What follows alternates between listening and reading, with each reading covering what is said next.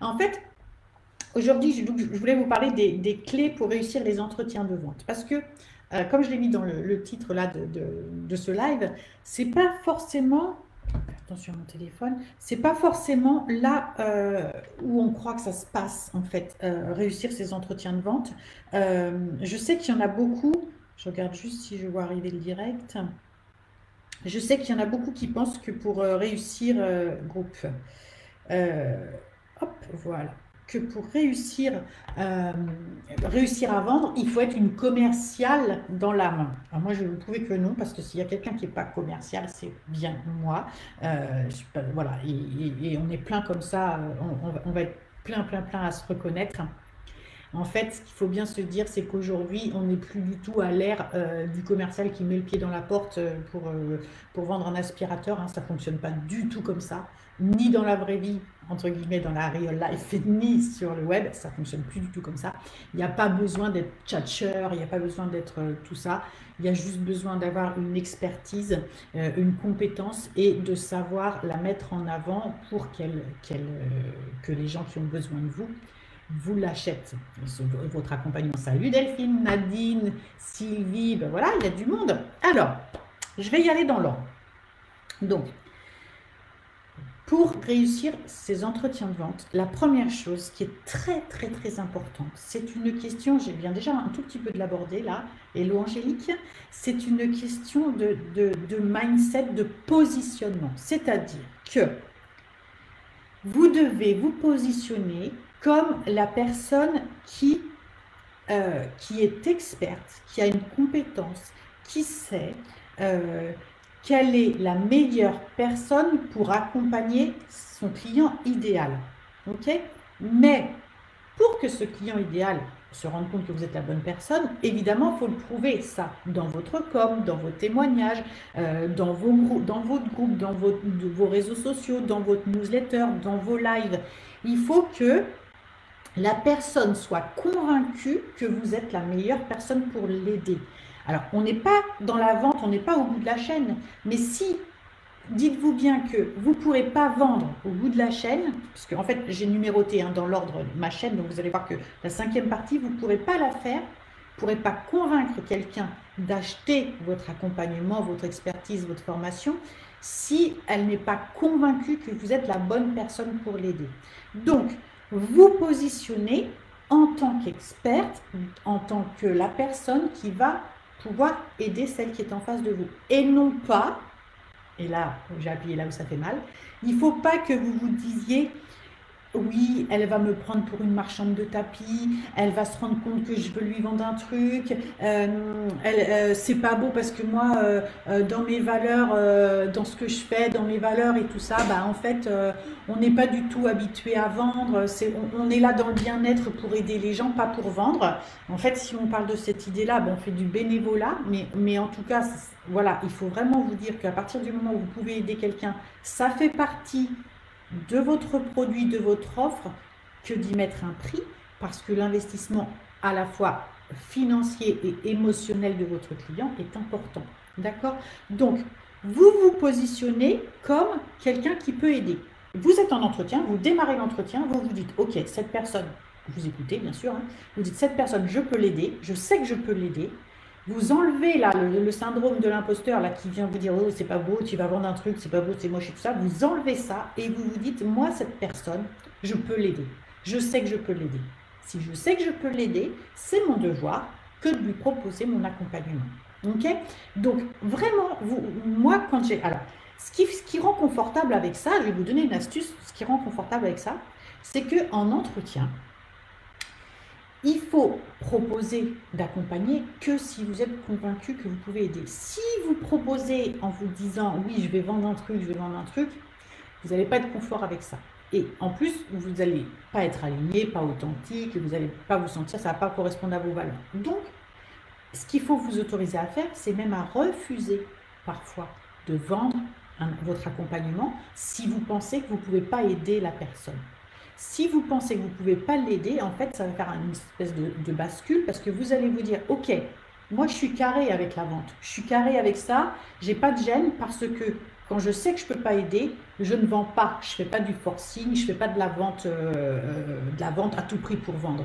Par contre, quand je suis en entretien et que je suis convaincue que je peux aider la personne, là oui, je vais vendre un truc parce que je suis la bonne personne. Vraiment, c'est important, hyper important de vous dire comme ça.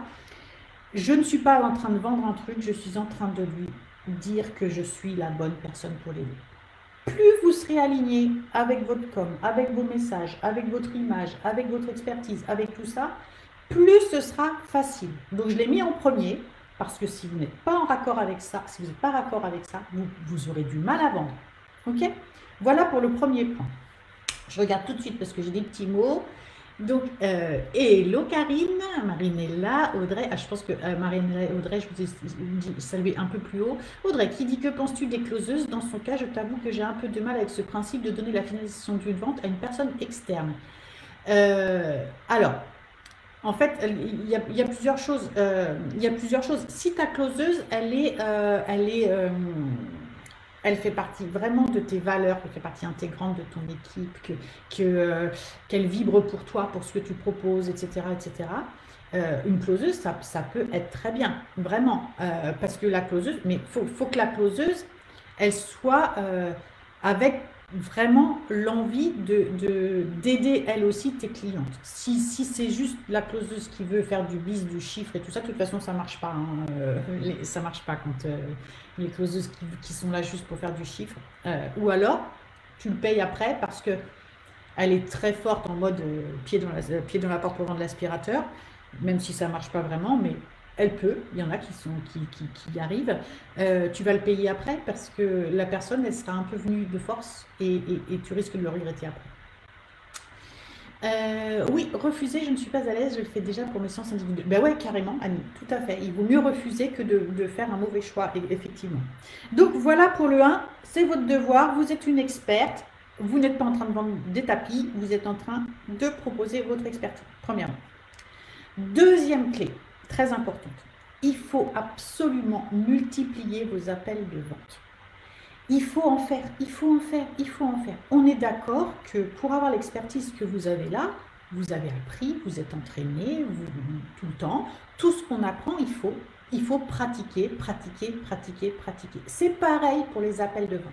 Plus vous allez avoir d'appels de vente, plus vous allez vous entraîner, plus vous allez vous dire « Ah, là, j'ai raté à ce moment-là, j'ai pas répondu, j'ai pas écouté, j'ai pas ci, j'ai pas ça. » Mais bien sûr que si vous avez un appel de vente par semaine, si vous le ratez, il vous reste plus que 3, on va dire qu'on a des mois de 4 semaines. Vous ratez votre appel de vente, il vous reste plus que 3 chances de vendre la semaine suivante. Voilà, 4. Voilà.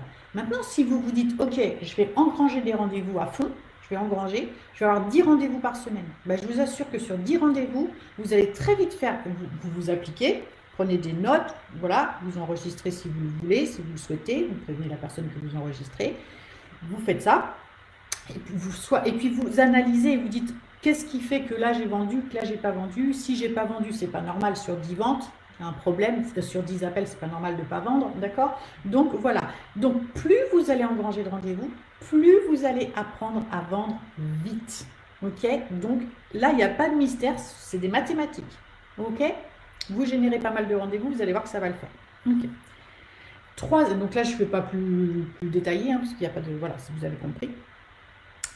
Troisième clé hyper importante en entretien, il faut absolument écouter ce que vous dit la personne. Alors ça a l'air de rien parce que tout le monde pense qu'on écoute, hein, moi-même, hein, pendant longtemps j'ai pensé que j'écoutais, mais ça va au-delà. Il faut écouter, bien sûr, pour bien tout comprendre, mais surtout, qu'est-ce que ça veut dire? C'est qu'il ne faut pas parler. Je veux dire par là, plus vous écoutez, moins vous allez parler, c'est logique, sauf si vous parlez sur la voix de la personne, ce qui ne se fait pas. Mais pourquoi je dis il ne faut pas parler, il faut écouter? Parce que si vous parlez, vous allez coacher. Si vous coachez en appel, vous perdez la vente, obligatoirement. Okay? Et pourquoi vous coachez en appel? Il y a plein de raisons qui font qu'on coache en appel, ce qu'il ne faut surtout pas faire. Vous coachez parce que vous meublez les vides. Vous avez peur du blanc, vous avez peur du vide, donc vous parlez. Okay? Donc là, ça vous coachez et il faut pas. La deuxième chose, c'est que vous parlez et vous coachez parce que vous voulez prouver à la personne qui est en face de vous, je regarde mes notes en même temps pour ne pas oublier, je prends toujours, vous savez, hein, je prends toujours quelques notes avant de démarrer.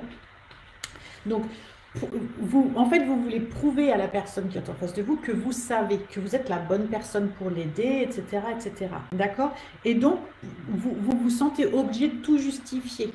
Quand vous faites ça, vous la coachez. Mais si vous coachez les gens, ils n'ont pas de raison de venir chez vous ensuite, hein, si vous avez déjà donné pas mal d'infos à l'entretien. Pourquoi aussi vous faites ça? Parce que vous voyez la fin du rendez-vous arriver, et vous n'êtes pas du tout à l'aise avec l'idée d'annoncer que ça va coûter tant. Donc vous parlez, vous coachez, vous coachez. Ok? Et donc tout ça par peur en fait d'arriver à la phase où il va falloir dire le prix. D'accord? Donc il ne faut pas faire ça. Alors, pour ne pas coacher, vraiment, il ne faut pas coacher, vous devez vous mettre un timing. Vous savez que votre entretien il dure tant de temps.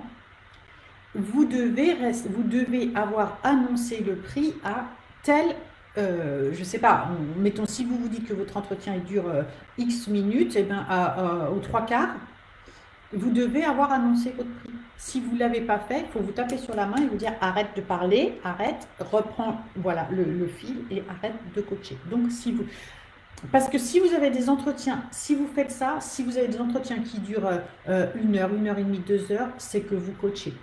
D'accord? Et ce n'est pas du tout ce que vous n'êtes pas là pour coacher. Vous êtes là pour dire à la personne que vous êtes la meilleure personne pour l'aider. Donc, ne pas coacher. Quatrième, pour ne pas coacher, voilà, on découle directement. Pour ne pas coacher, vous allez devoir avoir un script, ok, hyper efficace. Le script est incontournable pour... Alors, on ne va pas dire qu'on le suit à la lettre, mais on suit une colonne vertébrale qui vous empêche, en fait, justement, de partir dans le coaching, dans l'accompagnement, dans ci, dans ça. Donc, vous allez garder cette colonne vertébrale qui va vous rappeler à l'ordre à chaque fois que vous débordez. Donc, vous écoutez la personne et à chaque fois que vous allez partir en vous disant « vous allez faire « et vous revenez à votre script. Et vous ne débordez pas, vous reprenez la colonne vertébrale de votre script et vous déroulez comme ça. Ok?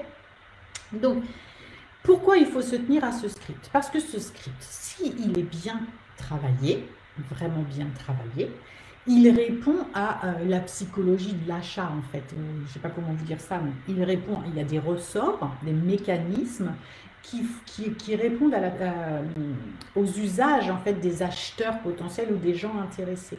Okay. Donc, en revenant à votre script à chaque fois de manière régulière, vous emmenez la personne vers l'achat de votre produit. Et si on revient au point 1, on est bien d'accord que vous n'êtes pas en train de vendre un tapis, vous êtes en train de montrer à la personne que vous êtes la meilleure personne pour l'aider.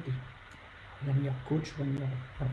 Donc, il va vous falloir un script béton, vraiment béton, structuré, balisé, exactement dans les règles vraiment dans les règles de l'art du script. Ok?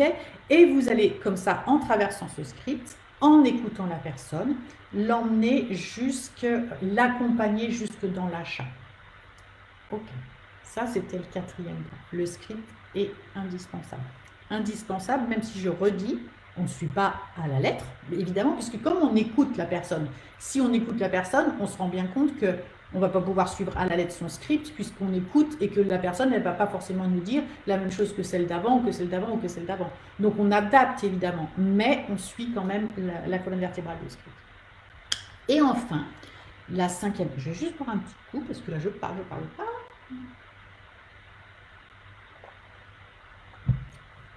Oui, Delphine, c'est mon truc, ça, de vouloir prouver en coachant. Exactement. Si tu as un script hyper carré, Delphine, tu vas voir. Tu te tapes sur la... parce qu'on le fait tout, hein, ne vous inquiétez pas, on le fait tout. Quand tu vois que tu parles à un truc, tu fais « oups », arrête, reviens. Vraiment, c'est vraiment très, très, très important.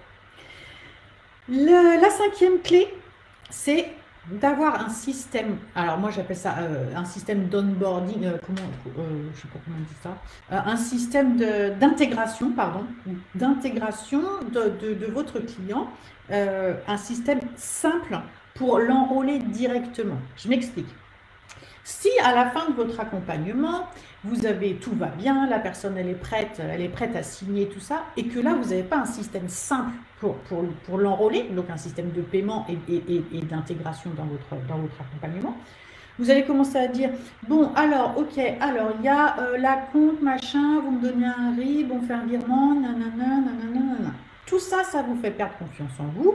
Et puis, ça peut aussi, même si c'est bien maîtrisé, ça peut aussi laisser le temps à la personne que son mental la rattrape et qu'elle change d'avis. Et qu'elle se dise, non, mais finalement, ce n'était pas pour moi. Ok. Donc, alors il y a des fois, moi ça m'arrive, mais quand des personnes en fait changent d'avis, c'est que tout simplement la personne n'est pas prête ou vous n'êtes pas la meilleure personne pour la coacher. Donc en soi, c'est pas très grave au final, mais quelquefois, on perd des gens juste parce que la fin de l'entretien n'est pas propre, on va dire, ou n'est pas net, je ne sais pas comment vous dire ça. Okay. Donc il vous faut un système d'onboarding, d'enrôlement, en fait, hyper simple et carré, avec un système de paiement pour prendre la compte. Aussitôt la compte payée, on fait tout de suite, clac, vous avez accès aussitôt et tout et tout. Et la personne, en fait, entre le début de votre appel et l'heure, elle a déjà accès à tout ce dont elle a besoin pour commencer votre accompagnement. D'accord? Ça, c'est pareil, c'est hyper important. Si vous commencez à dire, oui, alors, ok, mais du coup, là, il va y avoir ça, donc après, une fois que j'aurai le virement, je vous donnerai accès, machin, truc, voilà. Vous perdez beaucoup, beaucoup en efficacité, en crédibilité et tout ça. Voilà pour les 5 clés pour réussir vos entretiens de vente. Alors, Annie qui dit, comme dans tous les rendez-vous, il doit être préparé à l'avance avec nos objectifs à suivre. Mais complètement. Voilà, l'entretien de vente, c'est un vrai travail structuré, vraiment. Ok. Et dites-vous que l'entretien de vente, il est beaucoup plus facile à mener de manière positive si les prospects que vous avez en ligne sont déjà éduqués, c'est-à-dire s'ils savent exactement qui vous êtes, ce que vous faites, comment vous le faites. Plus votre prospect est éduqué, d'accord, plus votre entretien de vente va être facile à dérouler. Hello Adeline, j'arrive en cours de route. Eh ben, c'est pas de souci, vous pourrez prendre le replay sans aucun problème, Adeline. Ok, je suis arrivée à la fin, du coup, je suis à combien de minutes? 19 minutes, c'est top ça.